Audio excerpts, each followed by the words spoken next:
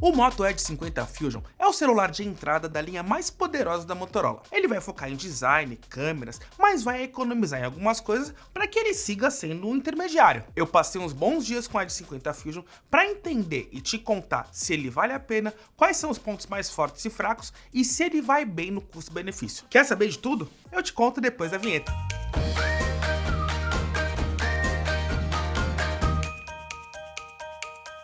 Eu vi esse cara pela primeira vez em Tulum, no México, quando a Motorola apresentou toda a linha Edge 50. Mas na época, a gente só viu com mais detalhes o Pro e o Ultra, que já passaram aqui pelo canal. No vídeo de lançamento, eu lembro de ter falado que ele segue a pegada da geração anterior, de ser um intermediário padrão com corpo de flagship. Talvez até por isso o nome Fusion, já que ele tenta unir duas categorias diferentes. E deixa eu começar falando um pouco sobre a construção dele. O Edge 50 Fusion tem 3 opções de cores e 2 de acabamento. O azul mais escuro tem um tom que lembra camurça, e o azul e o rosa usam Vegan Leather, que tem esse acabamento que lembra couro. A gente recebeu justamente o azul claro para testes. E olhando para esse conjunto, dá para dizer que a fabricante atingiu um estágio legal de maturidade. Assim, você olha para a Motorola e sabe que é um Motorola. Essa traseira em Vegan Leather é um daqueles acertos que dá um estilo bem próprio ao aparelho e ajuda a evitar que você precise de uma capinha para proteger de arranhões. Outra coisa que te faz perceber na hora que um aparelho é Motorola é esse módulo de câmeras. Ele fica mais alto, mas a forma com que ele é desenhado dá uma impressão de continuidade, de que tudo é feito no mesmo material. A gente vê outros aparelhos que criam uma separação entre o material do módulo da câmera e o restante da traseira. E essa uniformidade que a Motorola propõe em design dá um resultado legal. No módulo, além das 2 câmeras, você só vê o flash e a inscrição em texto com as principais informações técnicas da câmera principal. Isso nem precisava estar lá,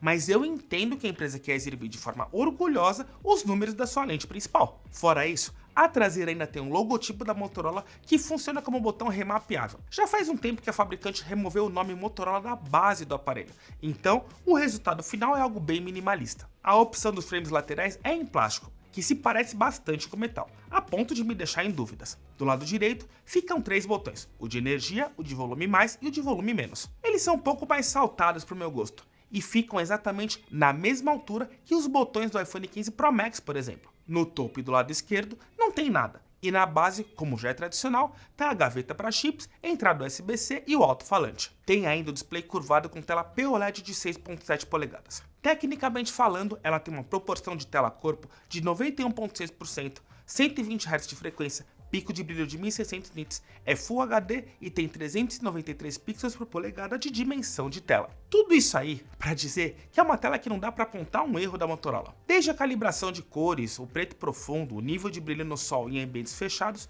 tudo tá bem feito. É bom ver quando a marca alcança o nível de maturidade em um ponto, e as telas da Motorola estão realmente muito boas. Se antes a gente sempre elogiava as AMOLED da Samsung, agora vale incluir o POLED da Motorola nesse elogio. Não posso esquecer de mencionar outras 2 características importantes dessa linha da Motorola, que são a certificação IP68, a máxima possível para água e poeira, além da presença de Gorilla Glass 5 na tela, que vai tornar esse display mais resistente a arranhões e choques mais leves. Ainda não é a proteção Victus ou Victus 2 de celulares mais avançados, mas já é um ganho importante. Isso vai impedir o display de quebrar? Não, mas vai deixar a tarefa mais difícil. Se o Moto Edge 50 Fusion é bem construído e tem boa tela, ele vai ser um pouco mais modesto em hardware. Para essa versão que está no Brasil, a Motorola escolheu o Snapdragon 6 geração 1 como chipset. Sabe qual que é a parte ruim disso? É que esse chipset foi escolhido para a América Latina, porque em outros mercados globais ele usa o Snapdragon 7 geração 2, o que é uma diferença grande de poder de fogo. Esse chipset vem combinado com GPU Adreno 710 e conta com 8 GB de RAM com mais 4 de RAM Boost, além de 256 de armazenamento interno. O desempenho dele no geral é bom, mas distante daquilo que modelos mais top da Motorola podem fazer. Usando testes sintéticos como parâmetro, foram 527 mil pontos no AnTuTu Benchmark, que é um número que representa 1/3 da pontuação de um top de linha. No Geekbench 6, outra ferramenta de benchmark, foram 933 pontos no single core e 2.662 no multicore. Eu acho natural que as marcas cortem um pouquinho no desempenho do celular nessa faixa de preço, que eles chamam de intermediário premium. Mas se outros mercados vão receber esse cara com um chipset mais bacana, por que a América Latina ficou justamente com a variante mais fraca? Não que esse chipset não rode aplicativos mais pesados, mas a gente percebe um pouquinho de lentidão na troca de aplicativos ou até para jogos mais pesados como Genshin Impact. Até dá para jogar, mas precisa diminuir a taxa de quadros ou gráficos para conseguir. Em outros games, já levando em conta focar na jogabilidade em vez da qualidade gráfica, deu para jogar tranquilo Asphalt Unite ou Call of Duty. O modo Game Time da Motorola ajuda a puxar desempenho para o jogo e inibir distrações, como notificações de outros aplicativos que podem chegar. Tá gostando do vídeo e quer pagar mais barato em qualquer produto? Ó, tem o comparador Escolha Segura e também tem os nossos grupos de ofertas no Telegram e no WhatsApp que vão te ajudar a sempre economizar, fechou? E bora continuar. E esse cara vem com Android 14 e deve receber até 3 atualizações de software. E a personalização da Motorola tá melhor a cada novo modelo que chega. Das grandes marcas, é a que mais te dá condições de personalizar a interface, mudar formato de ícones, fontes e tudo mais. As configurações de segurança também estão bem redondinhas. Apesar de ele ter uma construção bem fina e compacta para o intermediário, a Motorola não sacrificou a bateria dessa vez. Então ele tem 5.000 mAh, que é o padrão hoje em dia para aparelhos de telas maiores. Outra boa notícia é a presença do carregador de 68 watts, super potente e capaz de carregar até notebook. Tem quem veja vantagens e quem não gosta desse tipo de carregamento tão rápido. Por isso, você tem a opção de escolher a velocidade de recarga. Eu testei os dois modos, e mesmo o lento já entrega números bem interessantes. Nesse modo, o Edge 50 Fusion vai de 0 a 100% em 58 minutos, com 1/3 da bateria em 15 minutos e 60% em meia hora. No carregamento rápido, ele faz 40% em apenas 15 minutos, metade da bateria em 20 e o tempo final de recarga é de 52 minutos. Ou seja, na prática, a diferença entre o carregamento padrão e o rápido é de 6 minutos. Então, só vale mesmo quando você tem que dar um gás na bateria quando ela está no fim. Porque 15 minutos no carregamento rápido dá 40% do tanque. Mas e o consumo? Nos nossos testes, a gente geralmente testa jogos e aplicativos do dia a dia durante 1 hora e vê quanto cada uma dessas aplicações gastou da bateria. Então, em jogos, Asphalt Unite foi o mais econômico dos três, consumindo 10% da bateria. Call of Duty gastou um pouquinho mais, com 12%, e Genshin Impact drenou 18% da bateria. Nas outras aplicações, 1 hora de vídeo no YouTube consumiu os mesmos 10% de Asphalt Unite, e gravar em 4K foi responsável por 20% da carga. 1 hora de Chrome e redes sociais foi o que menos consumiu bateria, com 8%.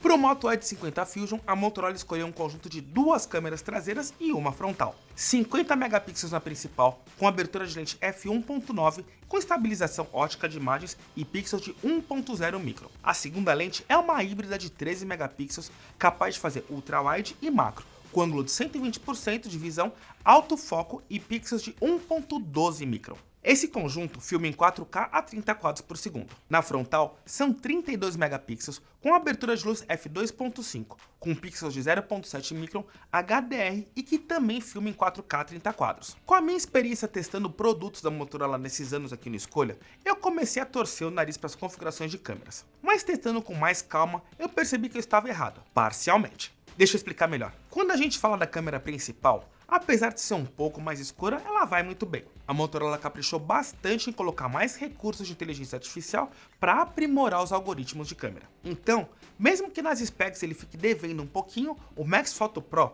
que é o nome do recurso de AI da Motorola para imagens, completa o que falta. E sim, em boas condições de luz, a câmera principal e a ultra-wide fazem um bom trabalho. As imagens têm boa calibração de cor, sem exageros na saturação ou no contraste, a não serem cenas mais claras quando isso realmente fica um pouquinho maior. Quando você aumenta o zoom para 2 ou 4x, que são feitos com zoom digital, ou seja, por software, ainda dá para conseguir bons resultados em boa luz. Para fotos noturnas, o Night Vision já trabalha bem, sem cometer exageros. O céu fica um pouco acinzentado, mas as fotos urbanas ficam bem aproveitáveis, mesmo em 2x. Aliás, mais do que isso, elas ficam bem boas. Quando você aumenta o zoom, aí os ruídos ficam mais aparentes. O 10x de zoom, que é bem bom nos seus irmãos maiores, o 50 Pro e o Ultra, aqui já sofre bastante. Mas sejamos francos, vai. São raras as situações que você vai precisar realmente de um zoom de 10x. Só que você vai precisar bastante de câmera frontal. E aí eu tenho uma notícia ruim para te dar. Sabe quando você quer tirar uma selfie num dia bem iluminado?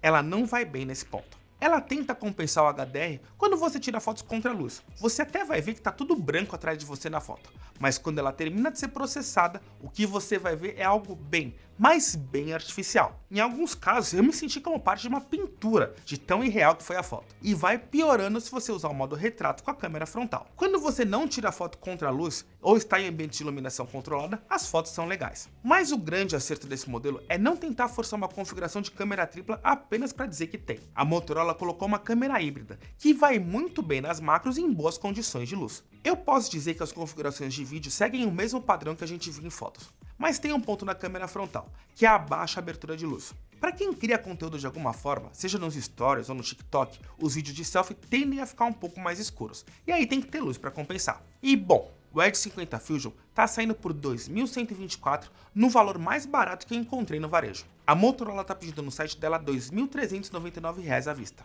Não é uma diferença tão grande, mas o varejo tá saindo melhor nesse caso. Mas antes de dizer se vale a pena ou não, eu preciso fazer um racional, e acho que ele vai te ajudar a decidir. Olhando o próprio site da Motorola, eu encontrei o Moto G85 custando R$ 700 a menos que o Edge 50 Fusion. Eles são parecidos em bastante coisa, seja no tamanho da tela, na capacidade da bateria, na memória RAM e armazenamento. Por incrível que pareça, o chipset do Moto G85 é ainda melhor, é o Snapdragon 6S geração 3, contra o 6 geração 1 no 50 Fusion. A gente já testou o G85 aqui, e no comparativo, eu gostei mais das câmeras do Edge 50 Fusion, mas para desempenho e poder de fogo, o Moto G85 vai melhor. Então, por que comprar o Edge 50 Fusion se dá para achar um modelo com configurações similares, desempenho tão bom ou melhor, pagando bem menos? Isso quer dizer, na verdade, que o preço desse cara precisa ser ajustado, e ainda não é uma boa compra nessa casa acima dos R$ 2.000. Quando esse preço cair, ele vai ser uma boa opção para quem gosta de estilo e câmeras, mas para valer a pena, ele tem que ser na casa dos R$ 1.700, por aí. E veja bem, o Edge 50 Fusion é um bom aparelho, só tá acima do preço que seria o ideal para ele. Não é o melhor chipset, porque a Motorola mandou uma versão mais fraca para a América Latina, e isso deixa esse cara como um grande Moto G perdido em outra família. Mas essa é a nossa opinião. E você, o que achou? Deixa aqui nos comentários que eu quero ler, tá? Dá o like se você gostou do vídeo, não esquece de se inscrever e compartilha esse conteúdo com aquele amigo ou amiga que tá procurando um intermediário bonitinho, fechou? Da minha parte eu fico por aqui e te espero nos próximos vídeos. Um grande abraço, meus queridos!